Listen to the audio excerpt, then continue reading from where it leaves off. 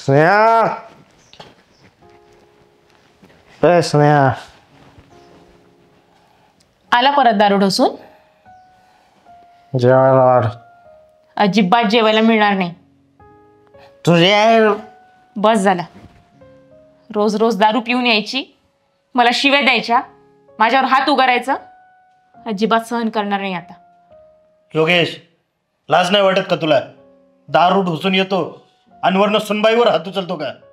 पप्पा, माझं आयुष्य मी ठरवणार काय करायचं आणि काय नाही. चालतंय, आयुष्य तुझं आहे, पण हे घर माझं आहे. दारू पिऊन या घरात पाऊल ठेवायचं नाही. चल निघ इथून. चालतो माझ्या घरातनं, नाहीतर धक्के देऊन बाहेर काढीन तुला. धक्के द्यायची गरज नाही. स्वाभिमानी आहे, त्याला नाही करत. निघ.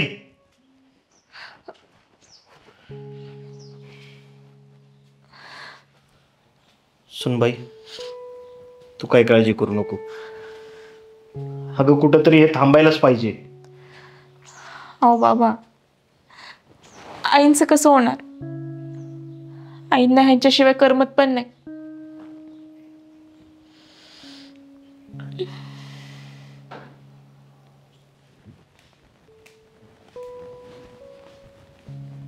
स्नेहा,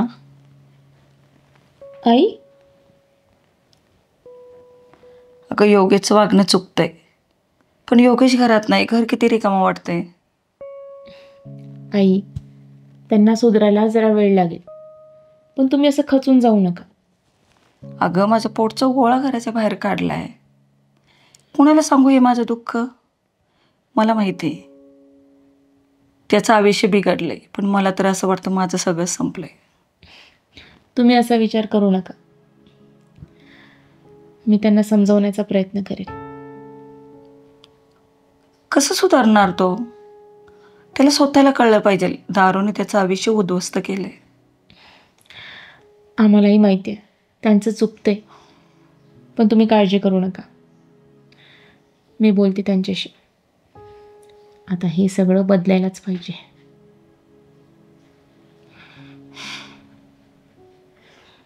बसा तुम्ही.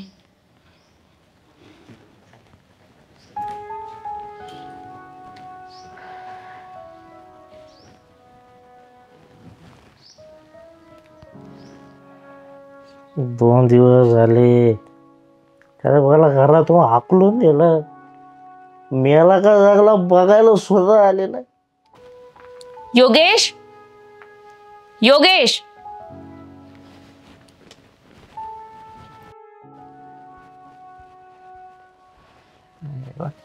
परत पीत बसला का?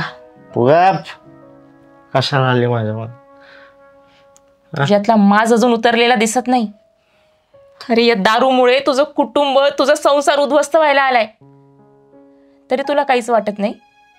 का वाटून द्यायचं? तुझ्यामुळं घर सोडायला लागलं. माझ्या बापाने मला घरातून हाकलून दिलं. हाकलून. घर सोडणं आणि जबाबदारी सोडणं यात खूप मोठा फरक आहे. तुझ्यामुळे ना आई घरात आजारी पडल्यात. बाबा एका ठिकाणी बसून आहेत.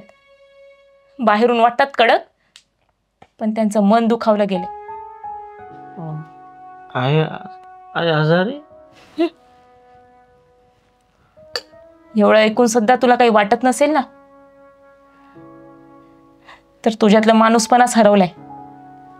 आणि थोडी जरी काळजी असेल ना, तर स्वतःच्या कुटुंबासाठी, माझ्यासाठी ही दारू सोडण्याचा प्रयत्न कर.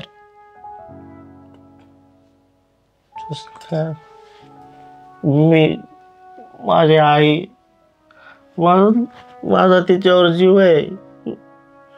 तिच्यासाठी फक्त, तुझ्यासाठी पण सोडणार. घेऊन चल मला घेऊन चल. परत पिणार आहेस दारू? तुझी शपथ नाही पेणार. घरी जाऊन आई बापाची माफी माग पहिले. माग.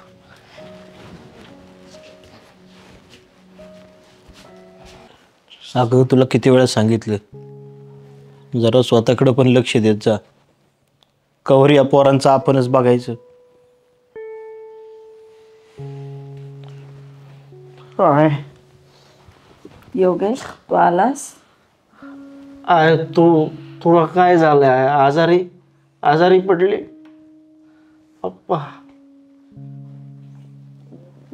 माझ्याकडनं लय मोठी चूक झाली. याच्या पुढं मी कधीच दारू पिणार नाही. आई शपथ. या दारू पायी माझा संसार उद्ध्वस्त झाला. माझी आई आजारी पडली. कधीच नाही पिणार दारू. नक्की खरं म्हणतोय का इथून पुढं परत मागचे दिवस? आप्पा, आईच्या पायाची शपथ घेऊन सांगतो, कधीच दारू पिणार नाही. शपथ घेतली आहे ना, तर ती सुधारायची शपथ आता कायम ठेव. हा आप्पा. इथून पुढं बदल दिसू दे तुझ्यात. अरे आपलं सगळं घर तुझ्यावर अवलंबून आहे. तुला आप्पा माफ करा. बायको चुकलं. नको रडू योगेश, नको रडू.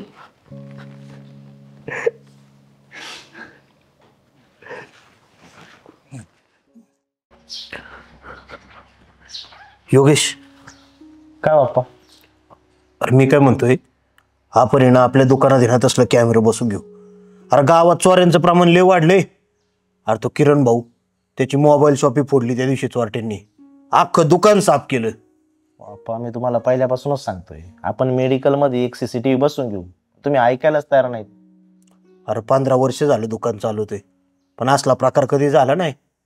आणि आपलं काय सोन्या चांदीचं दुकान आहे होय चोरट्यांनी चोरून न्यायला? बाप्पा, आता आजारच इतके वाढलेत ना की सोन्यापेक्षा जास्त किंमत औषधांना आहे. एकतर तुम्ही तो दुकानात कामाला ठेवलाय माझा मेवना. जरा मला डोक्यात ना चक्करच वाटते. कधी चोर येतील आणि त्याला टपली मारून सगळं दुकान लुटून नेतील ना, सांगता येत नाही. अरे असं नाही चालत बाबा. आई वडील गेल्यापासून त्याला तरी कोणी राहतंय आपलं आपल्या इथं. आपणच आधार दिला पाहिजे त्याला. मला ना त्याच्यावर विश्वासच नाही. तुम्ही बसा, त्याला आधार देत. एवढं वाटत असेल तर तू बसत जा मग दुकानावर. मला बाकीची कामं असतात आप्पा. इतका वेळ आहे का? मग घे कॅमेरा बसून उद्या.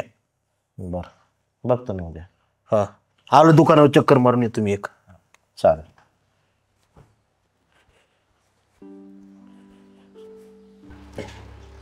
आप्पा, हे बघा CCTV बसवलाय आणि हे मोबाईलमध्ये ॲप आहे. इथून बसल्या बसल्या तुम्हाला कळणार दुकानात काय चाललंय.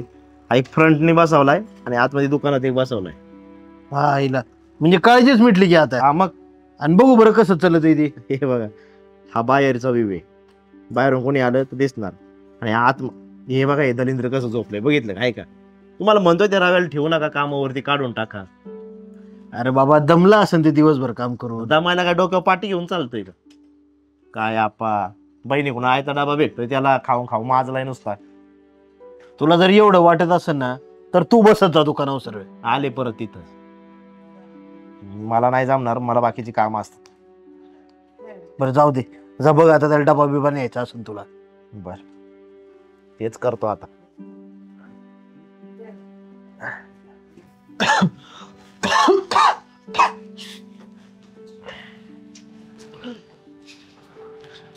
रवी, ताई बस ना.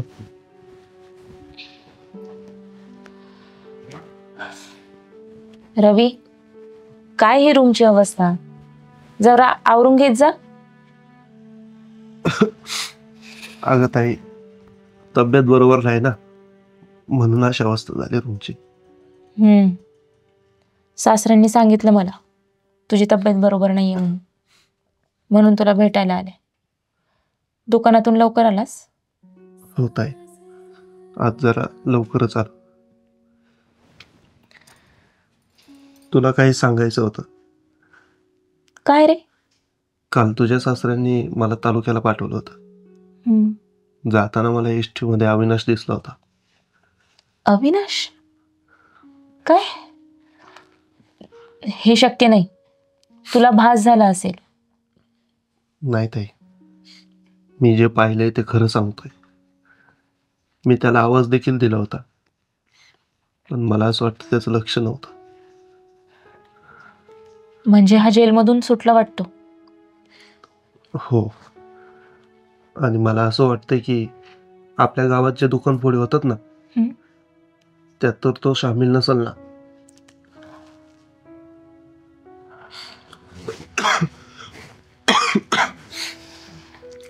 कर आराम.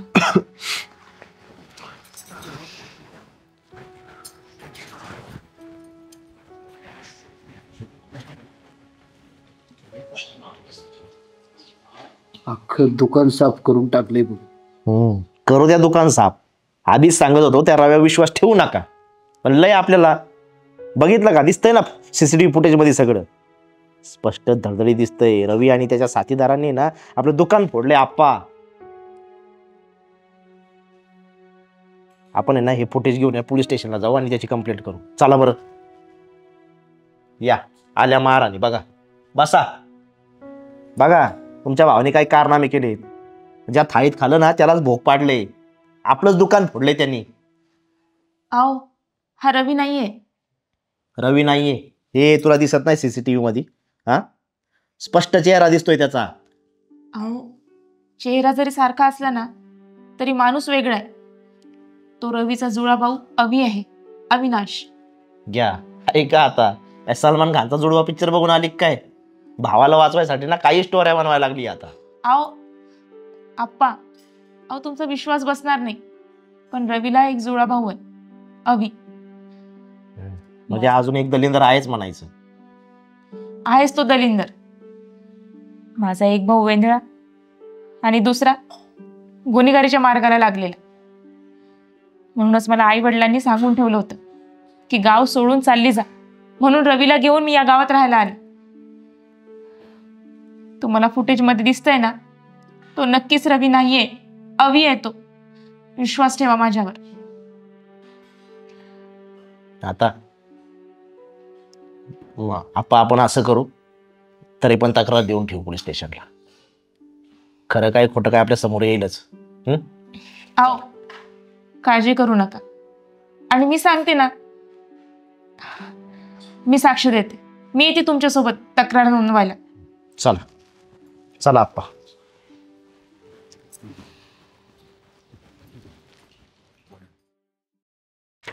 नेहा, मी कोर्टात निघालोय ग. अहो थांबा, डब्बा तरी घेऊन जा. अगं नाही, नको. खूप उशीर झालाय आणि महत्वाची केस आहे. वेळेवर पोचायला नको का? अहो निदान साखर तरी खाऊन जा. महत्वाची केस आहे ना. बरं जा, घेऊन ये पटकन.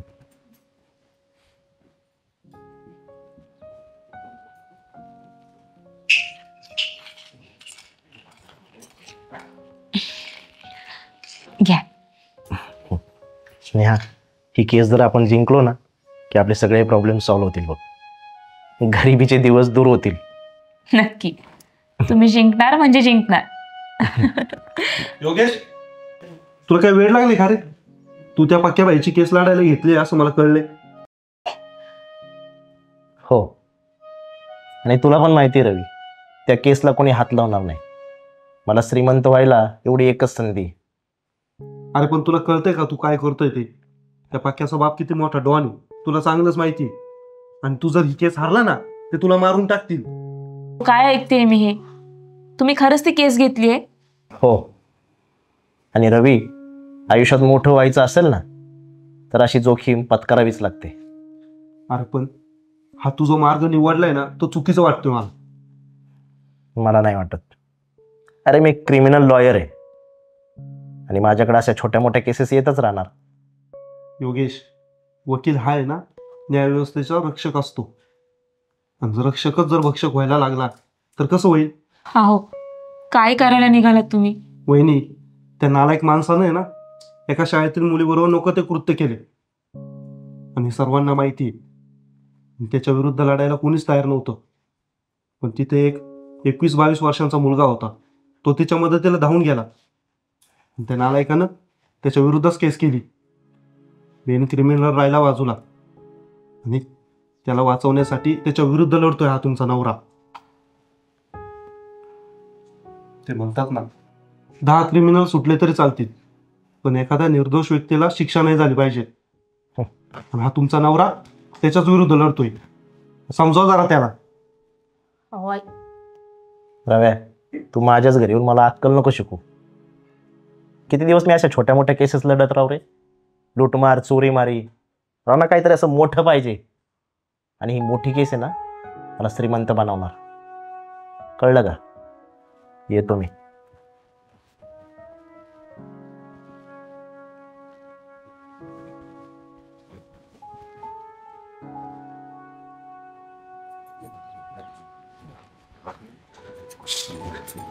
वहिनी, भाऊजी, काय झालं? आणि एवढे घाबरल्यासारखे का दिसतंय?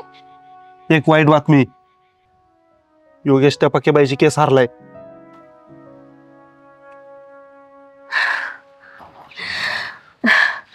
खूप चांगली बातमी दिलीत तुम्ही. आज माझी प्रार्थना सफल झाली. वहिनी, तुम्हाला दुःख नाही झालं का? अहो, ती माणसं खूप वाईट आहेत, तुम्हाला त्रास देतील. आणि त्या पक्क्या बाईला आहे ना 20 वर्षांची शिक्षा झाली. तो जेलमध्ये असताना देखील ते तुम्हाला त्रास देणार आहेत.